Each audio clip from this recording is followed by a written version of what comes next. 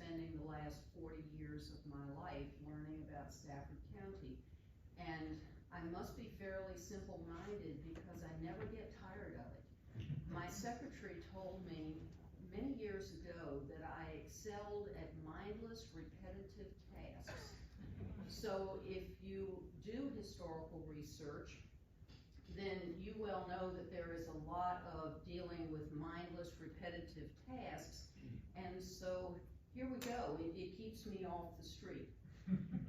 One of my passions is early industry, water-powered industry, whether it's ironworking or textile manufacturing or flour manufacturing. I just love industry. And of course, Rick and I had worked together several years ago, and we've done a book similar to what Jane did on Government Island, but we looked at it from an industrial perspective. And what was that industry? Who was doing what? How long was it operating? How were they doing it? And where was this stuff going? So Jane's excellent book on the island certainly plays into what we were doing. It was just a different take on it. But the ironworking industry is probably my second most favorite. It was number one until we got into the sandstone, and then I decided, no, that's going to be number one. This particular image is a drawing that I did of an iron furnace in Western Scotland called Bonall Furnace. If you have seen one 18th century charcoal-fired blast furnace, you basically have seen them all. So the positioning of the buildings might change somewhat, but they are basically pretty similar. And this was the best image that I could find for an ironworks. We want to talk tonight about a man named James Hunter. So Hunter's Ironworks is probably familiar to a lot of you who live around here. You've heard about it. Some of you know exactly where it is. It is on the Rappahannock River, north shore of the Rappahannock.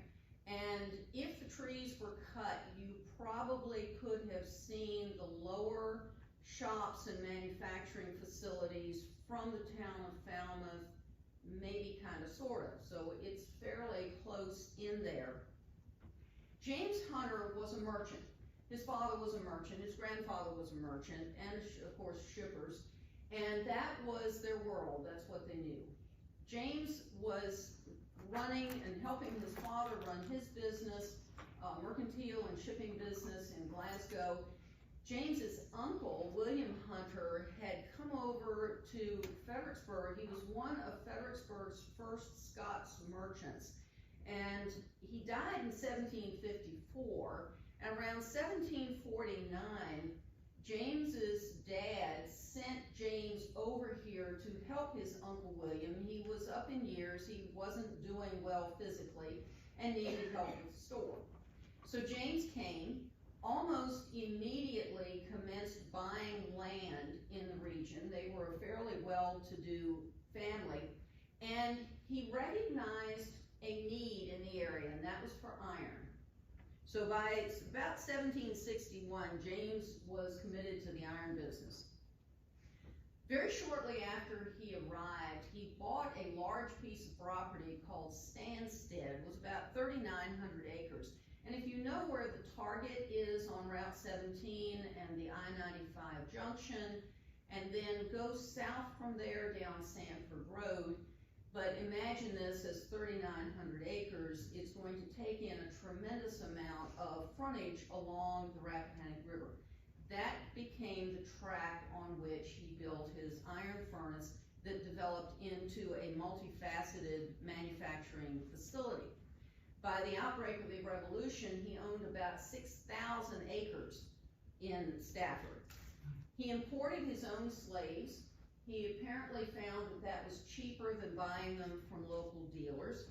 And during his lifetime, he was one of the larger slaveholders in the colony of Virginia. And by the time of his death, he had about 200 that are listed on his inventory. His inventory, I don't remember exactly, it takes up 5 or 6 pages in the court record book, and it itemizes every property, and even when it got to the the iron working facility, his works there above Falmouth, it went building by building and listed what was in the building as well as his servants and everything else in his estate. He had a brother named Adam Hunter. Adam, I think, would have been a really interesting person if he had left a little bit more of a paper trail, but we know enough about Adam that he is a bit intriguing. Adam was responsible for the mercantile end of their business, their family business. So James got off on the tangent with the ironworks because most of the local iron manufactories had shut down or were only operating sporadically by about 1760 when he gets started with the iron business. So he saw a business opportunity. Everybody needed iron. Almost everything that you worked with on a day-to-day basis was made of iron. And folks needed a local source for it that was no longer happening. So Adam comes along. He's going to continue running the store in Fredericksburg. There is some circumstantial evidence that Adam may also have been running a store in Falmouth, but that's about the best I can tell you on that. There's circumstantial evidence. I can't remember if I told you or not, neither of these boys married. However, I do think James had a family, and we will come back and get to that in a little bit. James had bought Stansted, which had a fairly nice planter's home on it, a frame house. We don't know a whole lot about it. But he lived most of his time at Pine Grove. So if you think Chatham Bridge, going across into Stafford County, the nursing home, is that Woodmont? Okay, so right where Woodmont is, if that's not on the footprint of Pine Grove, it's very close.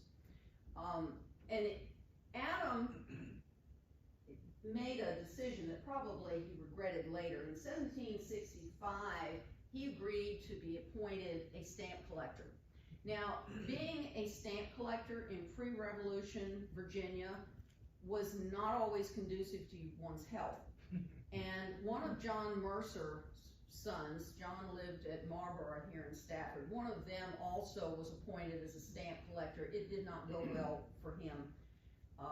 So Adam does not, there are no records indicating that Adam retained his position as stamp collector for very long, probably with good reason.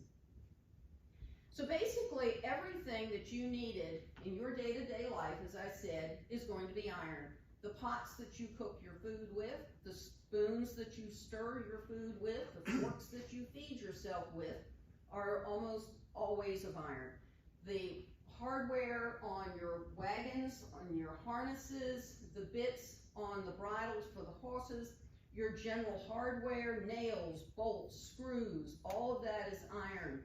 Chains, knives, horseshoes, andirons, everything is iron, and you need a lot of it.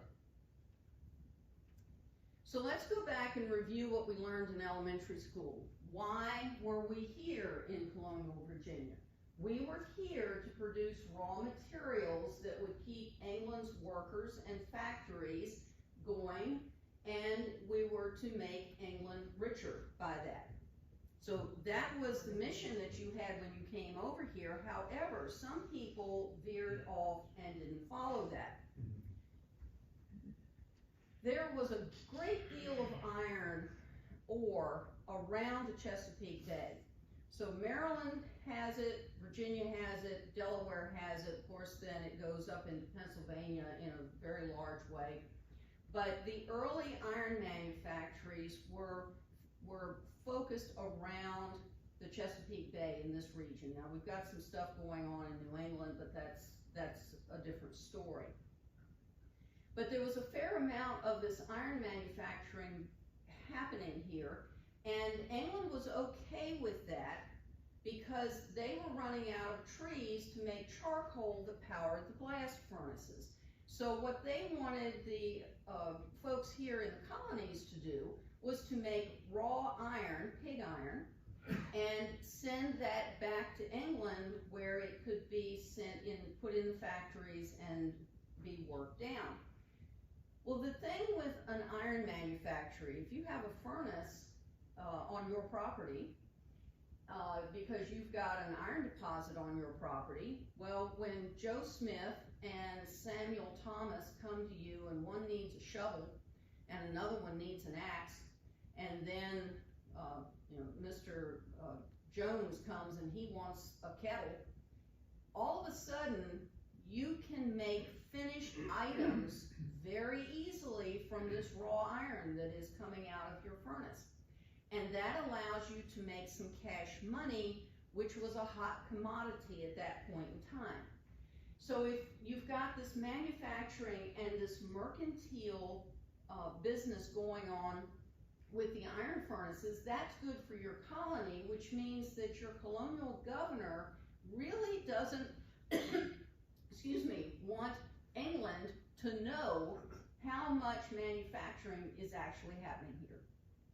So most of the colonial governors, just when they did their annual or semi-annual reports, just basically ignored the question about iron manufacturing. Furnace? What furnace? I don't know anything about a furnace. And so the business grew and grew. By the start of the American Revolution, America's iron production seems to have greatly exceeded that of England. There have been some historians who have actually wondered if England had realized the extent of the American iron manufacturing facilities, would the revolution have even happened? Don't know, but it's an interesting question. I don't do well with technology, can you tell? Oh, there we go. So basically, before James Hunter comes along and gets started with his operation, we had tubal furnace. Most of you are familiar with Alexander Spotswood and his tubal furnace and his Massaponax furnace also. Tubal operated from about 1716, 17, somewhere in there, until around 1767. Spotswood died in 1740, and the family leased out the tubal operation, but it was just sporadic after that point. Sometimes they were making iron, sometimes they weren't. Accokeek Iron Works, which is where the reason that we ended up with Augustine, Washington, and George Washington here in what's now Stafford County, was in blast from about 1725 to around 1752 or so. Neabsco and Occoquan that were up on the Occoquan River and Neabsco Creek. Neabsco, both of those were owned by the Taylor family from Richmond County. Neabsco was operating from about 1737. It may have stayed functional up to maybe 1810, possibly not that long. Occoquan was making iron not very long, 1756 to 65. But Neabsco and Occoquan are right far distance if you need a pot or you need your rake mended or some such thing. So Hunter saw the opportunity for a local operation, iron operation. So by 1753, nothing much was happening at Accokeek other than the company store was still running. It continued running until 1760. Tubal was producing only sporadically, and folks needed a source. So the initial iron operation became known locally as Hunter's Works. Now you'll hear Rappahannock Forge also. They're two different things, but sort of the same. Hunter had a canal, a functioning canal, by about 1759. So if you are on I-95 northbound and you come from Spotsylvania County over the I-95 bridge and you slow down, hopefully not get run over, if you look downstream, not too far from the bridge, you can still see the stonework from Hunter's Dam. Hunter did not dam the entire Rappahannock River. He only ran the dam about 2/3 of the way across, somewhere between a half and 2/3 the way. He then dug a head race or a canal from that dam, which ran at an angle from the shoreline, so it funneled water into this canal or head race. The head race down to the bottom where most of his manufacturing, water-powered manufacturing was going on, was 3/4 of a mile long, and it had 19 feet of fall. You could have powered almost anything with that much water. He then had a mill pond at the top where the water first came in. So most of the head race is about 16 feet wide by current measurements, but the pond at the top was 35 feet wide and fairly long. So you have all of that water coming in. It comes into a fairly large mill pond type of arrangement. It then is channeled down into a canal 16 feet wide. As I said, the hydraulics there are impressive. And we know, or we're fairly sure, that Hunter had made iron by 1761 when he shipped some to Liverpool. Do we know with 100% accuracy that he did not purchase that iron from some other facility and sell it? No, but it's interesting that he's building this plant at that time, and then he ships iron in 1761. Sorry about that. This is part of the canal, what it looks like today. If you were to walk that site today without having somebody to show you what you were looking at, you wouldn't think there was much there, but there's a tremendous amount on this particular piece of real estate.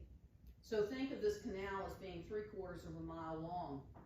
Most of that canal survives. The only part of the canal that has been disrupted and lost was when they put the Embry Dam in some years ago. They destroyed just a small section of it. The rest of it is intact from where the dam is up on the Rappahannock, just below the I-95 bridge, all the way down to the bottom, and there are 3 tail races that still survive down there. Hunter was initially focused on meeting domestic need, which makes perfect sense. He had the iron furnace. He built a forge, which is so he can manufacture the pig iron. He has a forge so that he can process the pig iron into wrought iron, which then can be made in whatever things that you need. They can also take the raw iron out of the furnace if they're going to be making kettles or some sort of cast items. Then they will tap it out of the furnace and cast. But if you need tools and things that you don't want to be so brittle, then you have to work with the wrought iron. He also had a wire mill very early on, which is pretty cool because remember, we're not supposed to be manufacturing. But with the wire mill, he could make cotton combs for processing cotton fibers. He was also apparently making flax heckles. Now, most of you don't know me well enough. I have a large collection of flax heckles, and I really should have brought one. It's a block of wood into which are driven many very pointy, very sharp, nail-like pins, and the pins usually sit up about that high, and they're very close together, and you use them to separate the flax fibers from the flax stems. Now, most normal people would say, why? But I became so fascinated with flax heckles doing the work on Hunter's stuff because his early manager was a man named Alexander Hannewinkle. Now, when you're doing historical research, and we're now blessed to have the computer, it's so nice to have a name like Alexander Hannewinkle. You figure, I can find Alexander. I might not be able to find William Jones, but I can find Alexander. Well, not quite. He did put, after he left Hunter's employ in around 1776, he went across the river into Fredericksburg and set up a hemp and flax making facility, processing facility over there that he advertised in the Virginia Gazette. And then he shows up one more time in a Caroline court case in 1769, and then he just goes poof. But Alexander had put a notice in the newspaper that he had been trained in England in the state-of-the-art manufacture of flax heckles. And you think, why does anybody care? We care because I firmly believe that one of the first mass-produced items in colonial America were flax heckles. And I'd have to show you my collection, which most normal people don't want to see, to make my point. But Hannewinkle was trained in how to manufacture flax heckles. Prior to that, if you needed a new flax heckle for the upcoming flax season, then during the winter you probably sat in front of your fire when it was too nasty or dark to be outside, and you hammered these pins into a block of wood to make your own flax heckle. That means that your flax heckle is going to be somewhat different from his flax heckle, which is going to be somewhat different from his flax heckle. Even if they all perform the same function, there are going to be differences. With these things, there are no differences, and I have them, they mark them from the 1760s up to the 1800s. There's no difference in the manufacturing of flax heckles. Really cool. No, you don't care. Sorry about that. 1776, Hannewinkle was replaced by a Pennsylvania Quaker by the name of John Strode. John Strode is my hero. He was a highly skilled craftsman. He was a millwright and an engineer of just phenomenal ability. We had at least two influxes of Quaker workers at Hunter's, one around 1764, and John Strode came in on that lot. And then Strode himself went back up to Pennsylvania and New Jersey in 1776-77 and put newspaper notices out, advertisements, and he came back with a bunch more Quaker craftsmen. Now, the Quakers had long been involved in iron manufacturing. If you go back to the early years of when the industry was developing in England, many of the skilled people that were doing that work were Quakers. They just had a knack for it. So you will also find them being gunsmiths and blacksmiths, foundry workers, obviously because of the iron manufacturing. They're millwrights, they're wheelwrights, stonemasons, any sort of highly skilled job, these folks just did extremely well. So Hunter hired Quakers and then brought more down. The brilliant thing with James Hunter is, remember I told you he was a merchant and a shipper. He didn't know diddly about iron manufacturing, but what he did understand was that he needed to get the most highly skilled people to set up this facility to make it profitable, because that ultimately was what James was interested in. John Strode was born around 1735, died around 1820, so he had a good long life. His father's mill in Bucks County, Pennsylvania is still there, although when we were there, it was now an art studio. Came to work for Hunter in the 1760s. He was forge manager by June of 1776, so Hannewinkle went across to process flax and hemp in Fredericksburg, and Strode took over. Strode was the driving force behind the expansion of Hunter's domestic production facility into a facility for production of firearms and materials needed for war. Come on. He worked so hard. Now, if you are familiar or have ever heard about the Fredericksburg gun manufacturing, at the outset of the Revolution, guns were in very short supply. So all of you would have had guns at home. You had to have them for protecting your livestock, for putting food on your table. But you had one, maybe you had your granddaddies also, but there was not a manufacturing facility in America, and we are on the verge of going to war. That was a serious problem.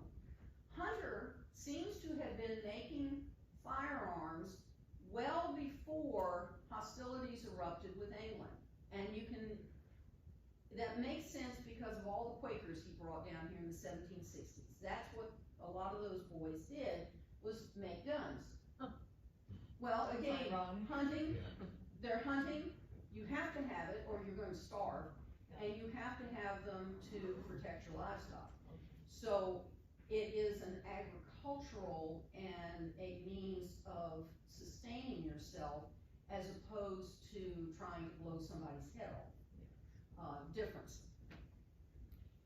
Strode, well, the Virginia government decided that they wanted a state-owned and controlled manufactory of firearms.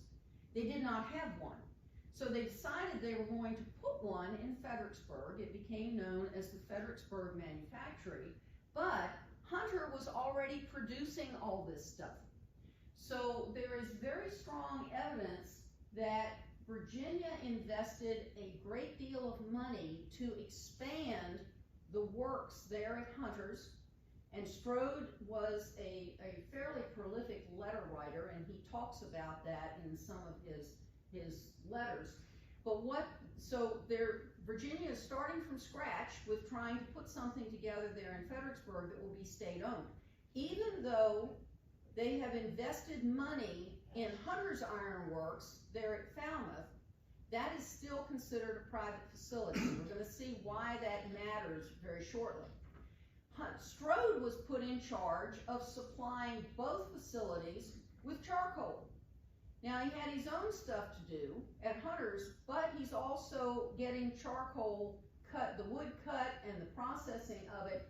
And he talked about that winter of 1778 and 79 was just bitterly cold, and the ice was so bad. He was saying sometimes the horses couldn't even stand up. The ice was so bad out there trying to get this wood in, get it processed, and so forth. He became so ill that he retired that winter, and he had been purchasing property over in Culpeper County, a fair amount of it, and he called his plantation over there Fleetwood.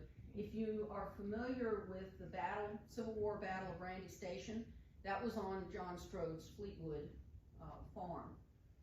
He was sort of like a beaver. If he was anywhere near water, he had to be milling and building mills. So he either built or renovated several large commercial merchant mills in Culpeper and Fauquier. The problem, what happened not just with Strode, but with quite a few of the millers that decided to get in on the commercial flour milling business post-revolution, the Europeans found out that American flour was exceptionally good. Napoleon caused all kinds of havoc over there.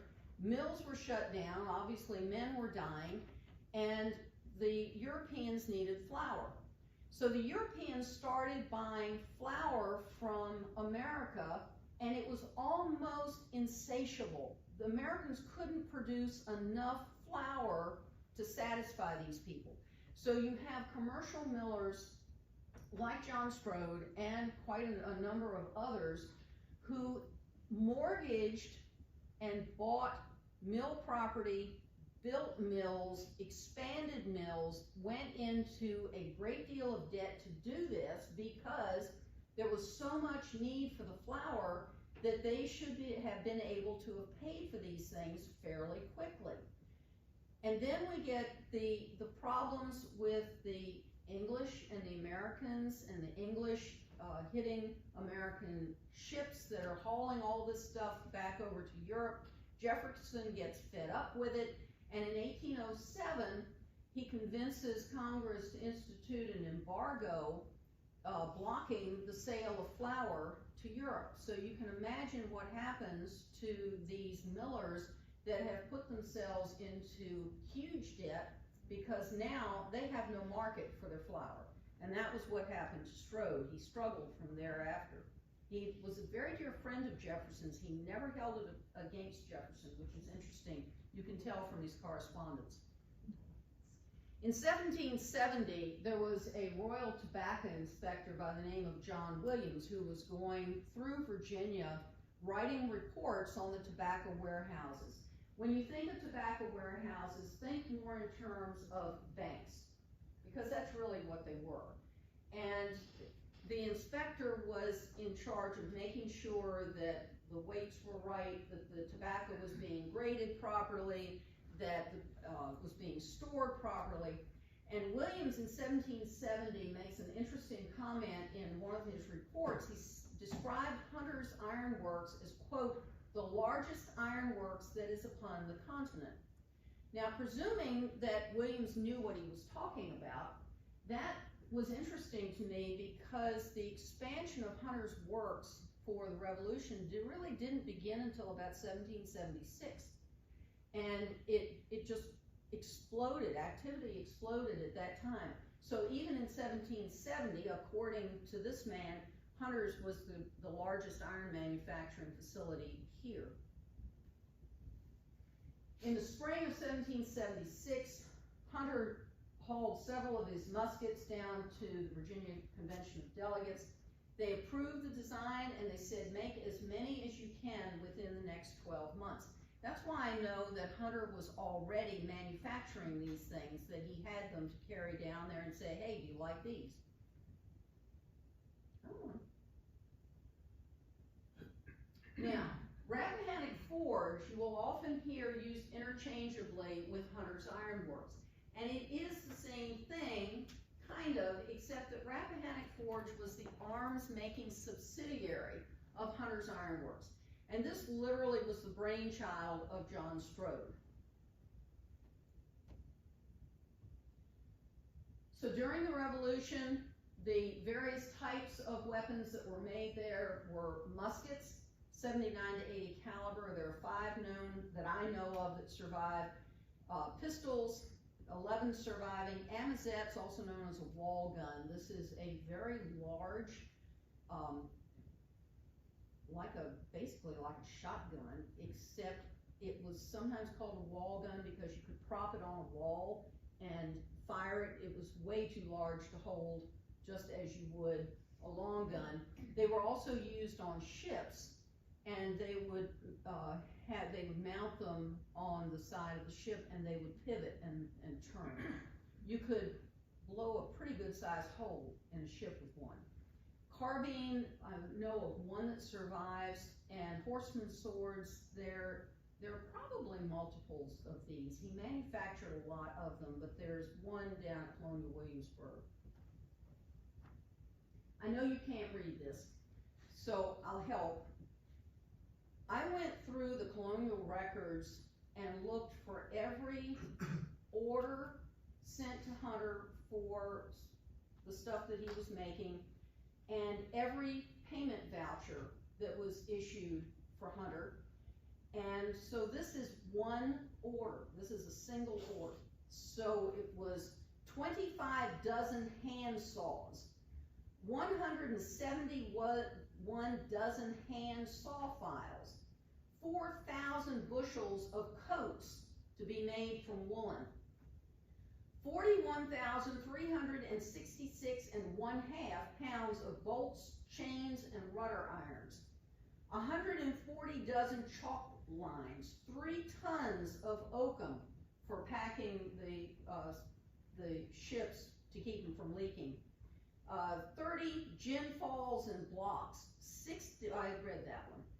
Let's see, 10 compass whip saws. You get the idea that there was a lot of stuff coming out of there. Some of this, like the barrels of tar, pitch, turpentine, he would have been getting from other places. But a lot of this, the iron stuff, he was quite capable of making right there. Strode wrote both to Patrick Henry and Thomas Jefferson. Quite a bit of his correspondence survives. And on May 1 of 77, he wrote to Henry and he said, this is what I need to expand these works. He said, I need an act for the encouragement of iron works. So that's an act, a law, that will prevent anybody, the military, coming and taking my wagons, horses, and drivers. They are mine. They're not allowed to take them.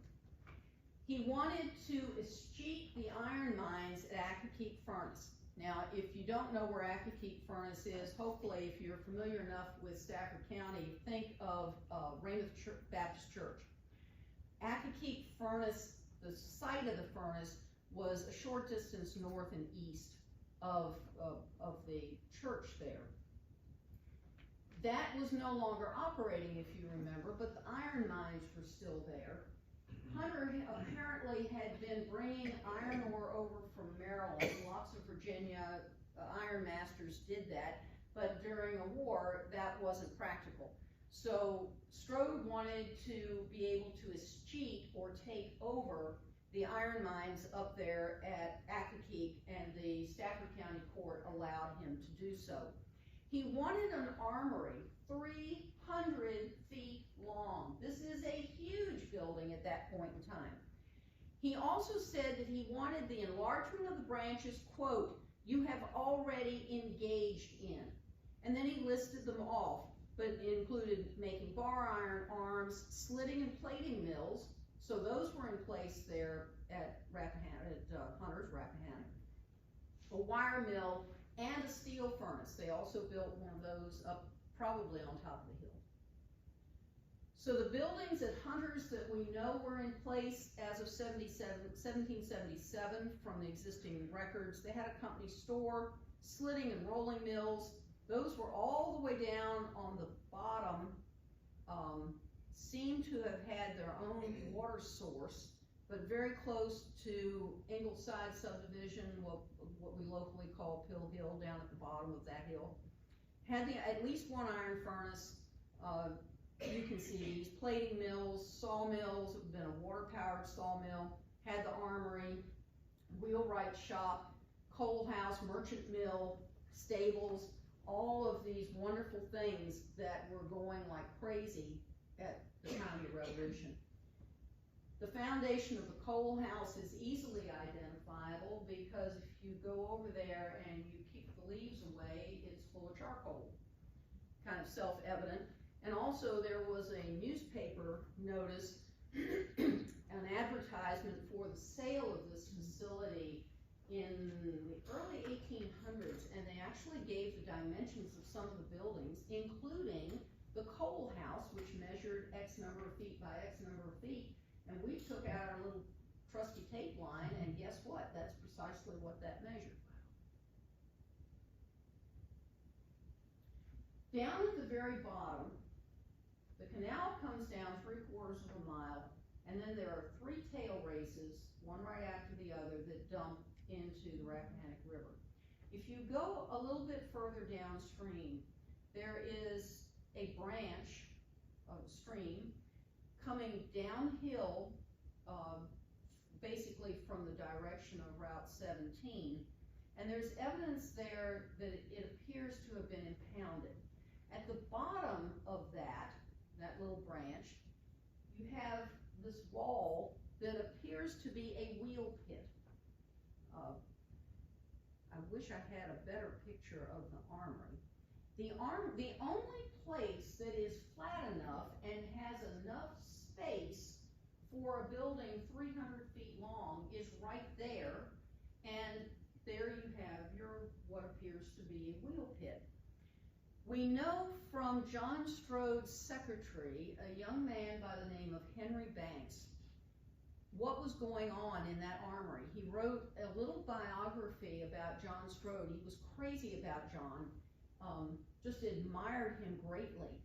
But Henry Banks, whose job it was to make sure that everything was working well in the armory, it was also his job to record everything that was going on in the armory.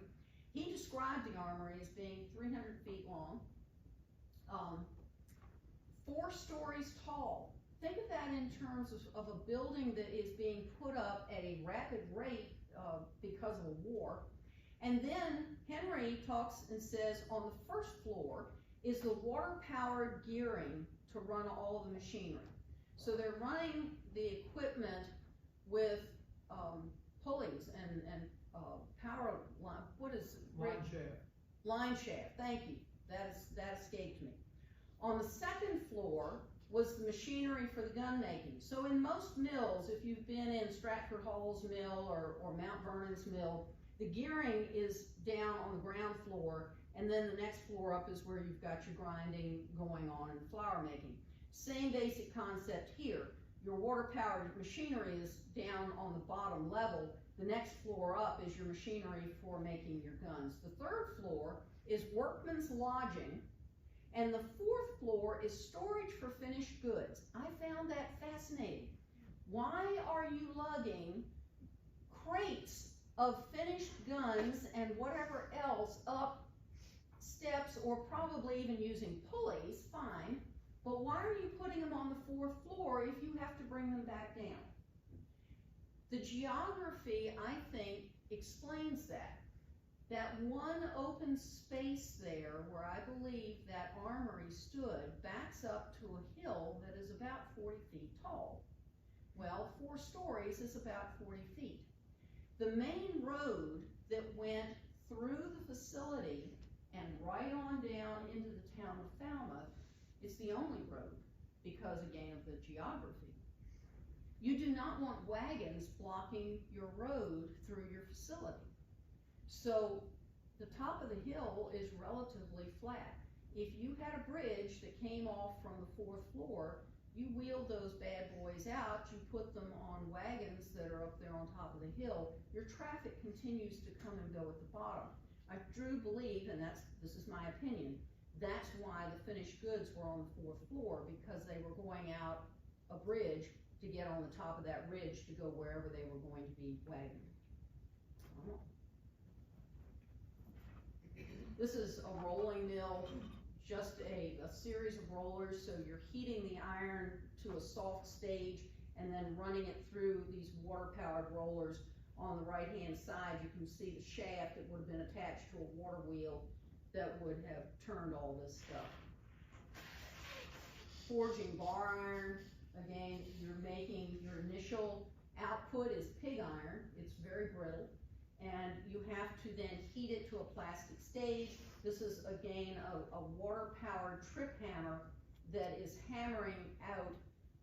By hammering that iron, you're forcing the impurities out of it, and you make it less brittle, and it can be used for tools or horseshoes or whatever neat stuff you want to make. Hunter's peak production was between 1776 and 1781. Things start falling apart in 1781. Whoops. So how large was the operation? I said that I had gone through all of the colonial records that I could find that had orders and payment vouchers, and this was basically what things totaled up to. Payments received between May 4 of 1776 and June 27 of 1786 totaled 621,883 pounds. You could probably have operated a small country on that. Most of the surviving orders were not priced. So there would be orders that were sent to him, and they would have quantities and what they wanted, but there were no prices on them, so there wasn't a whole lot I could do with that. From May to July of 1782, the surviving orders totaled in excess of 126,000 pounds, and for those I only found about 15,000 pounds that were accounted for, so payment vouchers. In January of 1781, Hunter asked Jefferson for help because he needed to pay his workers, and he was having a lot of difficulty getting money out of Virginia to do this.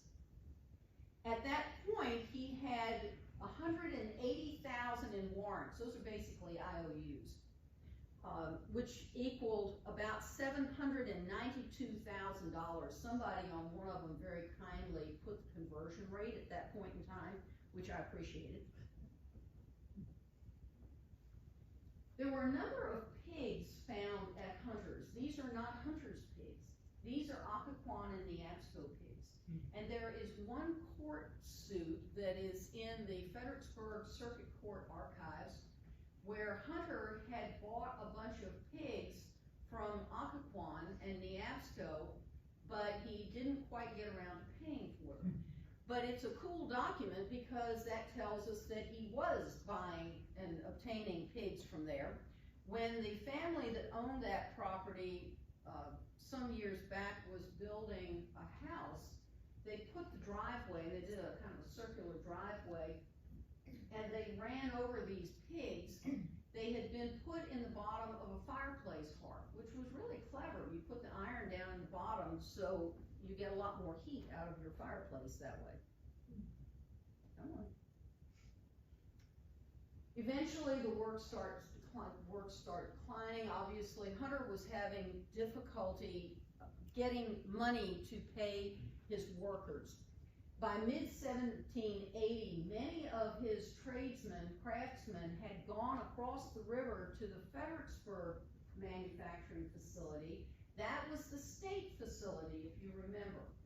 They could not be drafted from a state facility.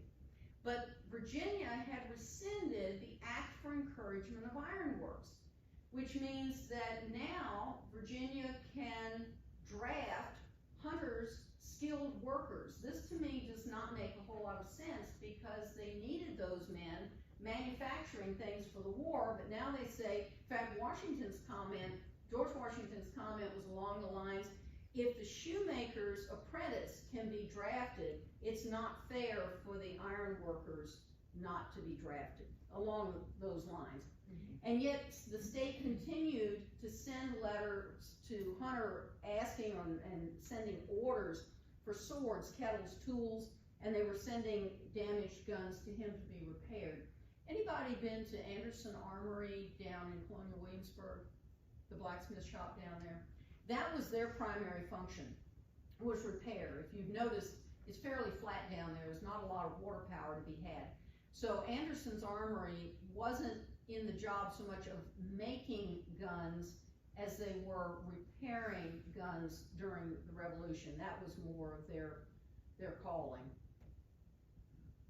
In 1781, the military authorities became very concerned that Cornwall might come up and raid both the Fredericksburg manufactory and Hunter's. So Jefferson warned Hunter and he said, get your equipment out of there because I don't want it falling into Cornwall's hands. So he did. Gun historians and folks who are interested in that believe that Hunter hauled that stuff over to Stevensburg. There was an armory that was set up there. It appeared at about the same time, and there's no evidence that any of that equipment ever returned to Hunter's operation here on the Rappahannock. So it looks like that was where it went. And in the end, Cornwall didn't do that and didn't raid the facilities anyway, but things just were not going well, and Hunter's workers had left. Now his equipment is gone, and things are slowing down, obviously. In January of 1781, Hunter asked Thomas Jefferson for assistance. At that point, they owed him $180,000 in warrants, which translated to about $792,000. I cannot tell from the records that survive exactly how much stuff was manufactured there. I can't tell how much money Hunter ever received, how much was still due him at the time of his death. In 1780, this was kind of fun, the Virginia governor ordered all taxes collected in Stafford and Spotsylvania to be sent to Hunter in partial payment for what he was owed, for the total of $123,000. So they were trying to pay him. Now, I said that I think Hunter probably had a family. It's a gut feeling. Hunter's family did not like him.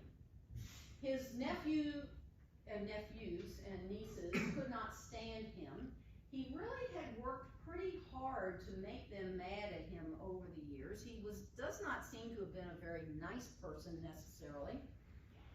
But he had a wench named Aggie. Happily, James Hunter's will and estate inventory survived here in the Stafford Courthouse. And the will is a fairly lengthy document, but he spent quite a bit of effort talking about my wench Aggie and what Adam, his administrator, was supposed to do for Aggie. He released her and her children from service, so we know that she was enslaved. Adam was to provide her with a piece of real estate over in Culpeper. He was to build a house to her liking and give her James's old chair, all the furniture in the house that she was currently living in, along with an assortment of cattle, hogs, horses, 2 slaves, and food enough for the entire group every year. He took very good care of Aggie and her children. Obviously, there was still money owed to Hunter's estate after his death in 1784. And so his brother Adam, the manager and bookkeeper at that point after Strode left, that was another Quaker named Abner Vernon, they decided to keep the productive shops there at the forge working to generate an income stream. They did sell some of Hunter's land, including Stanstead, not the whole entire 3,900 acres, but a portion of it, which James's nephew, Patrick Home, had bought. In the will at the very end, James Hunter asks that his young nephew, and I'd say young, he must have been 21, but his nephew, Patrick Home, who was in Scotland, be sent for to come and help settle the estate. Patrick did get here, he did try, but he died apparently fairly unexpectedly in 1805. Excuse me, wrong, I'm going the right way. So Hunter dies in 84. Abner Vernon, the manager, who at that point probably knew more about the operation than anyone else alive, he drowned in the river in 1791. He actually got 2 obituaries for that. Adam Hunter died in 1798, but Adam is kind of an interesting story, as I said at the beginning.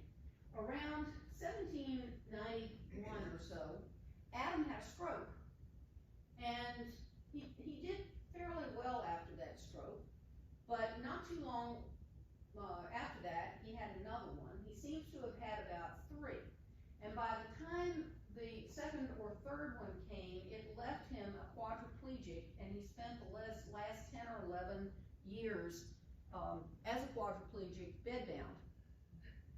As a bedbound quadriplegic, he also managed to escape from the Stafford County Jail. That's an interesting tale too. So Patrick Home died in 1803. He was never able to sell everything, settle everything, and the final settlement of that very complicated, very large estate was left to the courts. And then what's left? I am not a map drawer, can you tell? But this was several years of stomping around down on that facility, and so this just shows the canal, and you can tell it was done a long time ago because Amber Dam is still in there. But it shows the roads that are still there and some of the building foundations that are still there under the leaves. So that's it. Nobody fell out of their chairs. Any questions? Yes, sir. Yes. Where's Hunter's Island in relationship to that? Right in front of it. Right in, literally in front of it. This. Okay. That has been cause for a lot of confusion over the years. What is now known as Locke's Island or Beck's Island or Hunter's Island had really nothing to do with this facility. It was the site of a commercial grist milling, flour milling operation in the 1820s. There was a very large stone mill that was built there. It was later used by a man named Charles J. Hunter, who was also in the iron business, and he bought the island, renovated what was left of the old stone mill, which had burned, and made a very elegant house out of it. Charles J. Hunter made iron, all sorts of iron things over in Fredericksburg. But he was doing it after the Civil War. He has no connection with James Hunter unless it was over on the other side of the Atlantic. But people have been so confused over that for a lot of years, and the fact that Hunter's Island was right, literally a stone's throw from this facility has certainly contributed to it. One of the really cool things, it's probably like my flat sack because nobody else cares.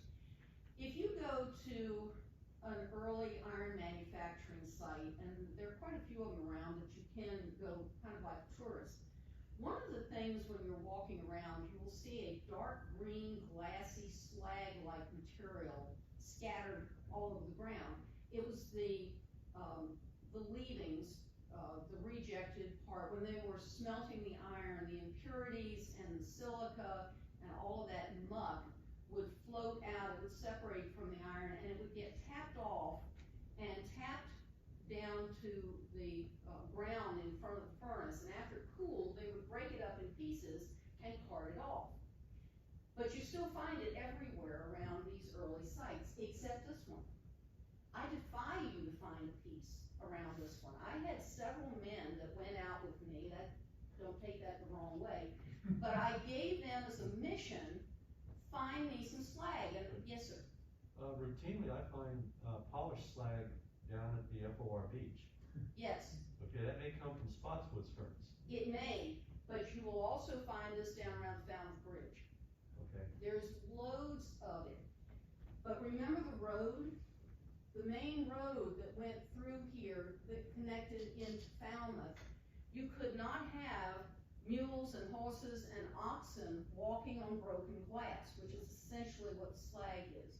The furnace was up the hill a little bit here. What it looks to me like was that they were very carefully collecting all of that stuff. They were bringing it right straight down. There's still a path that goes right straight down to the river, and I think they were just chucking it in the river to keep it out of the horse's feet. So you will not find it there on site. You will occasionally find an oyster shell, but if you go down to the Falmouth Bridge, it's everywhere down there, and just like you were saying, it has been rolled and tumbled in that sand and across the rocks. And if you look closely, but you will find it down there in abundance. Yes, sir. How big was that Quaker community, and were there families, or, Yes. or were these just male workers, or? We don't have census records, but I do have quite a few family names that were left in the Stafford records. For a long time, they attended a monthly Quaker church meeting over near Winchester. And they kept copious records about who was where, what they were doing, and even where they were from, which was very nice because they would say they were from Stafford. Most of the Quaker settlement is out Poplar Road, and it's basically both sides of Poplar Road, and it extended eastward over along Raymond Church Road. And there was a Quaker meeting house there on Poplar Road. The cemetery still exists in a grove of trees, no inscribed stones, but it is still there. They did leave a mark here, but not a huge mark. By about 1812 or 1814, most of them had gone west. Most of them went over to Belmont County, Ohio. The Holloways stayed here and ceased being Quakers, but the Holloways family stayed for a number of years after that, a couple generations. Have been like dozens of people, or 100 or something like that? Or Probably several hundred, several hundred. if you were counting children. Mm-hmm. In some of the ads that Strode had put in the newspapers looking for skilled craftsmen, he said, "We will help you build a cottage or a house." I think that probably up on the flat area around on 17, you most likely had a small community there for these people. They had to live somewhere. Now, the ones that went out 17, that was kind of an interesting bit of coincidence because the Charles Carter, another Charles Carter, owned what is now Seven Lakes subdivision and a good deal of property up there. It was called Ludlow. He was a notoriously poor money manager and also quite a drinker, and he got himself in a lot of financial problem, and it just so happens that in 1776 he turned all of his affairs over to a group of administrators who then divided up his real estate and put it up for sale just when Strode and the Quakers came in 1776. And in the land tax records, actually quit rent records, 1776 is the last year they collected quit rents, which was the equivalent of land taxes. At the end of that roll, it has the Quakers who bought land from Charles Carter. So that helps get some of the names established there too. You have a nice listing of all the things that were bought, large number from the Iron Works. What sort of groups were actually doing that? Was it state more? Was it other companies? He received the contract to supply naval stores in, I believe, 77. And at that point, his job was to either make or procure the naval stores. Those are gonna be items used for building ships. I know he was purchasing cannonballs from Isaac Zane, who was out near Winchester. He was obviously manufacturing a great deal of this stuff because when they did his estate inventory, he still had tons of the things that are listed on these orders that were still on the property. But he would have been procuring from different areas, so the pitch and the tar and the turpentine, that's coming from somewhere else. There's no evidence that that was coming from here. Kind of a cool thing about that, if you are familiar with Belle Plaine out in the White Oak area, there was the courthouses, the early courthouses for Stafford County were about a mile or so upstream from that, which in the early to mid 18th century was as far as ships could go before they ran aground. It was the uppermost landing. And there was a tobacco warehouse there, again, think in terms of banks. And in 1777 or so, when he got the contract to supply naval stores, it was not practical to try and store the stores there. It was too hard to get the stuff in and out. So what he asked the Virginia authorities to do was to take over what was called Caves Warehouses, so there are at least two of them at that point in time, tobacco inspection station.